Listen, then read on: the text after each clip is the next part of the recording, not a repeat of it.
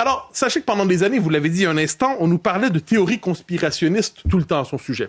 Moi, je pense qu'une fois pour toutes, il va falloir qu'on se méfie de ce terme théorie conspirationniste, qui a surtout pour fonction de nous dire n'allez surtout pas regarder ce qui se cache là.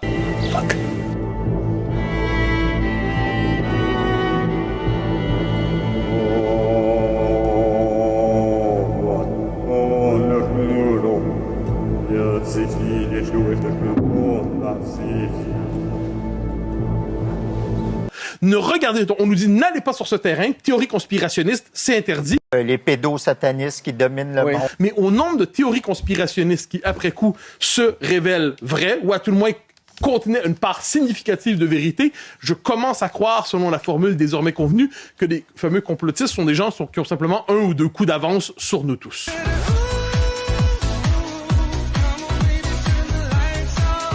Les fameux complotistes sont des gens qui ont simplement 1 ou 2 coups d'avance sur nous tous.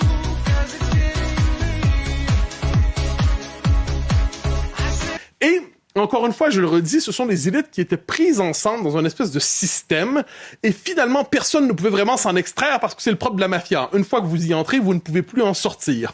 La culture populaire a eu l'intuition, quelquefois, de cette espèce d'élite décadente, je précise tous n'y étaient pas, là. Il y a plein de gens honorables dans notre univers, mais il y avait manifestement une forme de dérèglement au sommet.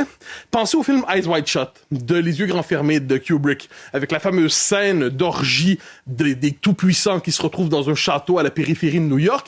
Quel est le message que faisait passer Kubrick là-dedans? C'est que finalement, tout le monde se tient par la barbichette.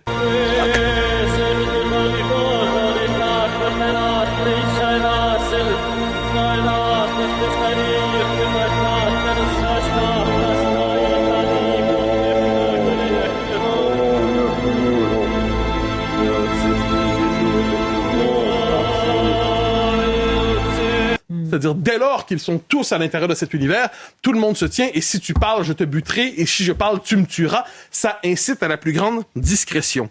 Donc, quand on voit cette séquence, eh bien, ces élites qui, finalement, étaient dans le refus de la limite, le refus de la décence, le refus des choses les plus ordinaires, eh bien, un désir, un jour, de transgresser toujours plus loin. Et à quel était le moment de la transgression culminante? Mais ça nous ramène au fameux réseau de prostitution de mineurs de Epstein, qui était une manière, en fait, de souiller à grande échelle et de dire à tous qui y participaient, parce qu'ils étaient comme ceux qui y participaient, vous ne vous en sortirez pas, désormais, vous êtes pris avec moi. Ils étaient quand même nombreux à participer, hein. Je pense qu'on doit jamais se méfier de tous les pseudo-décodeurs. Vous savez, ces gens qui sont des spécialistes de la déconstruction des fake news, qui trop souvent considèrent que la seule parole vraie est la parole officielle et le reste n'existe pas. Donc les décodeurs en tant que tels sont souvent des gens qui cherchent à nous éloigner des pistes les plus fécondes pour comprendre ce qui se passe dans notre monde.